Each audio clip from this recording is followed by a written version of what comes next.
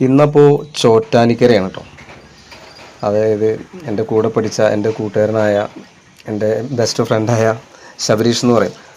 അവനും അവൻ്റെ ഫാമിലിയും അവൻ്റെ അച്ഛനും അങ്ങനെ ഒരു നല്ലൊരു ട്രിപ്പായിരുന്നു. ചോറ്റാനിക്കര മാത്രമല്ല, തൃപ്പൂണിത്തറയിലെ മറ്റൊരു അമ്പലം കൂടി ഉണ്ടായിരുന്നു.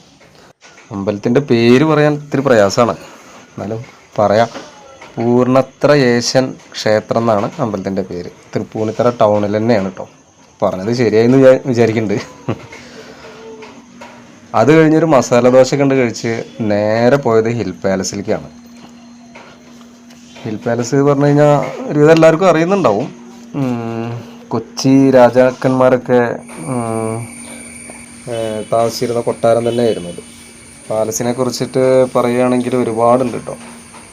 കുറേയൊക്കെ എനിക്കറിയാം. പിന്നെ അവിടുത്തെ സ്റ്റാഫുകൾ നന്നായിട്ട് അതിനെക്കുറിച്ചിട്ടൊക്കെ നമുക്ക് പറഞ്ഞു തരും.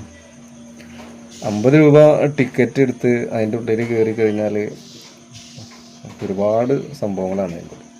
കൊട്ടാരക്കെട്ടുകൾ, പുരാവസ്തു മ്യൂസിയം, രാജകീയ ഉദ്യാനം, എട്ടുകെട്ട്, രാജാവിൻ്റെ കിരീടം, മഞ്ചൽ, നന്നങ്ങാടി, പെരുമ്പറ എന്ന് പറയും. അതായത് പണ്ട് വിളംബരമൊക്കെ ചെയ്യാൻ വേണ്ടിയിട്ട് ഉപയോഗിച്ചിരുന്ന, നമ്മുടെ ഭാഷയിൽ പറഞ്ഞു കഴിഞ്ഞാൽ ഒരു ചെണ്ട. അങ്ങനെ ഒരുപാട് സംഭവങ്ങളുണ്ട് അതിനുള്ളിൽ. കാണാത്തവരെന്തായാലും ഒന്ന് കയറി കാണണം എന്തായാലും. ഒരുപാട് സിനിമ ഷൂട്ടിംഗ് ഒക്കെ ചെയ്ത സ്ഥലം കൂടിയാണത്. ഒരുപാട് സിനിമ ഉണ്ടെങ്കിലും നമുക്ക് മണിച്ചിത്രത്താഴാണ് ആദ്യം മനസ്സിലേക്ക് ഓർമ്മ വരിക. അതിൻ്റെ ഓരോ സ്ഥലങ്ങൾ കൂടി നടക്കുമ്പോൾ ആ മണിച്ചിത്രത്താഴിലെ സീനുകൾ നമുക്ക് ഇങ്ങനെ അറിയാണ്ട് ഓർത്തു പോകും.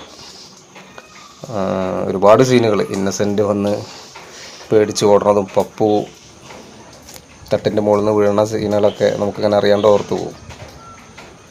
അങ്ങനെ കറക്റ്റായിട്ടുള്ള ഷെഡ്യൂളായിരുന്നു ഈ ട്രിപ്പ്. അതായത് ചോറ്റാനിക്കര അമ്പലം പോയി, അത് കഴിഞ്ഞ് തൃപ്പൂണിത്തറ അമ്പലം വന്നു, പാലസ് കണ്ടു, ലഞ്ച് കഴിച്ചു, കറക്റ്റായി വൈകിട്ട് വീട്ടിലെത്തി. പിന്നെ ട്രിപ്പുകൾ അങ്ങനെ വേറെയും അറേഞ്ച് ചെയ്യാം. അങ്ങനെ വാട്ടർ മെട്രോ കയറി ഫോർട്ട് കൊച്ചി പോയി, വൈപ്പിൻ വന്ന്, മറൈൻ ഡ്രൈവ്, അങ്ങനെ ഓരോരുത്തരുടെ ഇഷ്ടം അനുസരിച്ചിട്ടുള്ള ട്രിപ്പുകൾ നമ്മൾ അവർക്ക് പറഞ്ഞു കൊടുക്കും. അത് അവർക്കും അത് സന്തോഷമാണ്.